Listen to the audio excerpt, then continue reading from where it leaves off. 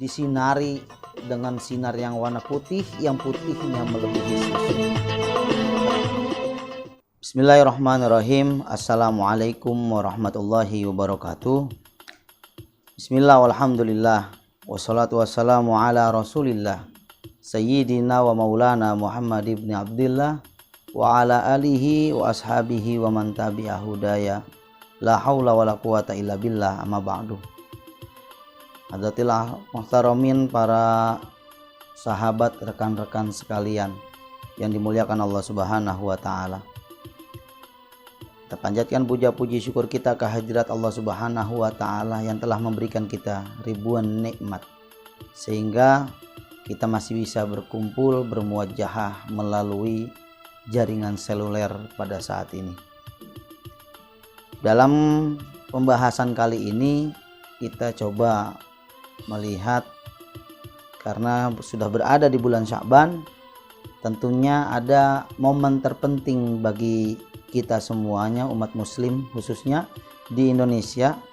Biasanya kita ada sebuah ritual yang namanya nisfu Sya'ban. Ada sebuah kegiatan di pertengahan daripada bulan Sya'ban, yaitu di malam nisfu Sya'ban, di mana di malam nisfu Sya'ban tersebut kita semuanya melaksanakan yang namanya sebuah ibadah. Dimulai biasanya umumnya di wilayah-wilayah di Indonesia dilaksanakan ba'da sholat maghrib, yang namanya melaksanakan doa di malam nisfu Sya'ban dengan membaca surah Yasin sebanyak 3 kali, yang dimana di dalam setiap bacaan surah Yasin tersebut terselip doa dan niatan dari kita semuanya untuk berdoa memohon kepada Allah Subhanahu wa ta'ala agar dipanjangkan umur kita dalam taat beribadah kepada Allah Subhanahu wa ta'ala, dan juga dikuatkan iman kita, ditetapkan iman kita, dan terlebih yaitu adalah memohon diberikan rezeki yang banyak, yang halal, yang barokah dalam rangka beribadah kepada Allah Subhanahu wa ta'ala. Itu salah satu kegiatan yang biasanya dilakukan oleh kita umat muslim di Indonesia.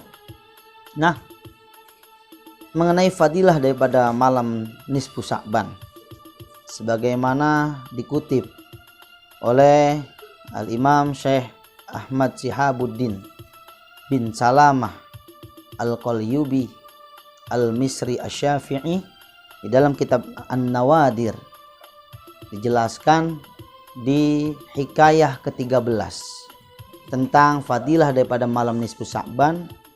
Diceritakan bahwasanya Nabi Isa alaihissalam ketika dalam sebuah perjalanannya melihat sebuah gunung yang sangat tinggi, dan Nabi Isa bermaksud kepada sebuah gunung tersebut, ingin menuju ke gunung tersebut, dan saking terkejutnya dengan gunung tersebut, ketika Nabi Isa alaihissalam mulai mengelilingi dan naik ke gunung tersebut, Nabi Isa menemui sebuah keadaan di mana di situ gunung tersebut disinari dengan sinar yang warna putih, yang putihnya melebihi susu. Lalu Allah berkata, mewahyukan kepada Nabi Isa dengan mengatakannya, apakah kamu ingin tahu yang lebih mengesankan daripada gunung yang berwarna putih dengan kebagusannya ini? Lalu Nabi Isa pun menjawab, na'am ya Rabbi, ya wahai Tuhanku. Dijawab oleh Nabi Isa seperti itu. Lalu seketika itu pula gunung itu atau batu di bukit gunung tersebut terbelah. Dan terkejutlah Nabi Isa karena di dalam batu tersebut ada seorang syekh, seorang orang tua yang memakai baju berbahan dari bulu, dan di tangannya ada tongkat yang berwarna hijau. Wa baina ainaihi, dan di antara kedua matanya inabun, ada anggur. Terkejutlah Nabi Isa melihat hal tersebut, dan posisi sang orang tua ini di dalam keadaan beribadah kepada Allah Subhanahu wa taala. Qaimun yusolli ilallah, dalam keadaan beribadah kepada Allah Subhanahu wa taala. Lalu Nabi Isa bertanya kepada orang tua tersebut, ini apa yang saya lihat? Ma hadzal ladzi ara, apa yang saya lihat ini wahai orang tua? Dijawablah oleh orang tua tersebut dengan mengatakan hadza rizki fi hadza rizki kulla yaumin. Ini adalah rizki yang aku peroleh setiap harinya.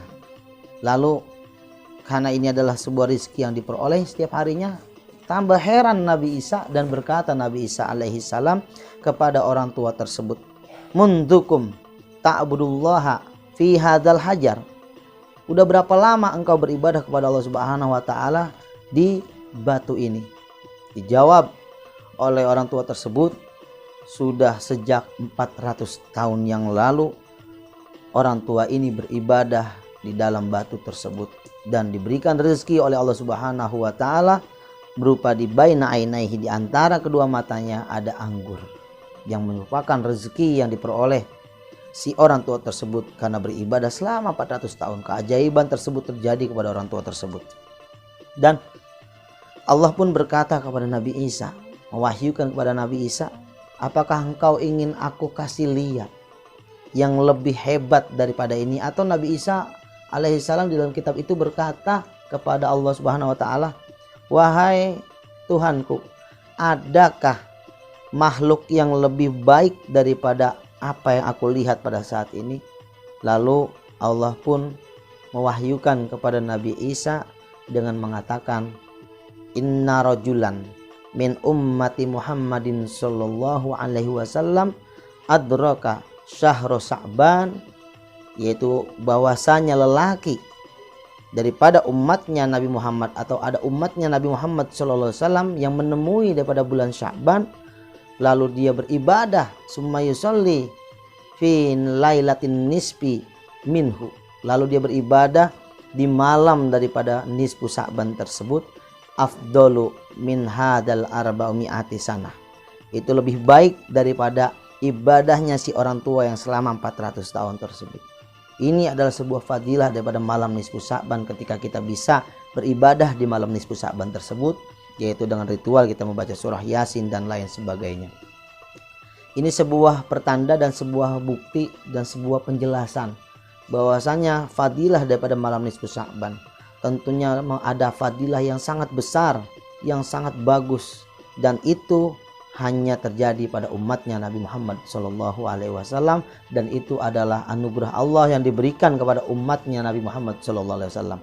Karena bayangkan, satu malam kita beribadah ternyata lebih baik daripada 400 tahunnya ibadah si orang laki-laki tersebut, si orang tua tersebut, yang mana dikasih rezeki oleh Allah berupa baina ainaihi inabun, di antara kedua matanya ada anggur. 400 tahun Allah berikan sebuah keajaiban atau sebuah kelebihan daripada orang tua tersebut dengan diberikan rezeki berupa anggur. Lalu kita satu malam di malam nisfu Sya'ban kita ibadah, itu katanya lebih baik daripada 400 tahun ibadahnya si laki-laki atau orang tua tersebut. Ini sebuah fadilah yang sangat besar yang diperoleh oleh umatnya Nabi Muhammad SAW. Maka wajarlah kalau Nabi Isa alaihissalam justru ingin menjadi umatnya Nabi Muhammad dengan mengatakan, ya laitani kuntu min ummati Muhammadin sallallahu alaihi wasallam. Wahai Tuhanku, jadikanlah aku menjadi umatnya Nabi Muhammad sallallahu alaihi wasallam. Nabi Isa pengen jadi umatnya Nabi Muhammad sallallahu alaihi wasallam. Kenapa? Karena mendapatkan fadilah yang sangat besar. Ibadah cuma di malam nisfu Sya'ban, tapi pahalanya melebihi daripada ibadahnya 400 tahun si orang tua tersebut. Itu adalah kelebihan yang diberikan Allah Subhanahu wa taala kepada umatnya Nabi Muhammad sallallahu alaihi wasallam. Maka patutlah kita bangga dan patutlah kita bersyukur karena kita menjadi umatnya Rasulullah sallallahu alaihi wasallam yang memperoleh keutamaan dan fadilah di malam nisfu Sya'ban tersebut. Maka jangan kita lewatkan setiap malam nisfu Sya'ban. Kita rayakan, kita peroleh, dan kita melaksanakan ibadah sebaik mungkin di malam nisfu Sya'ban. Dan itulah ritual yang dilaksanakan oleh umat muslim Indonesia dengan melaksanakan pembacaan surah Yasin, yang mana itu adalah bagian daripada ibadah di malam nisfu Sya'ban. Biasanya dimulai maghrib sampai nanti menjelang isya, selesai pembacaan surah Yasin sebanyak 3 kali dengan niat-niat yang tadi telah saya jelaskan.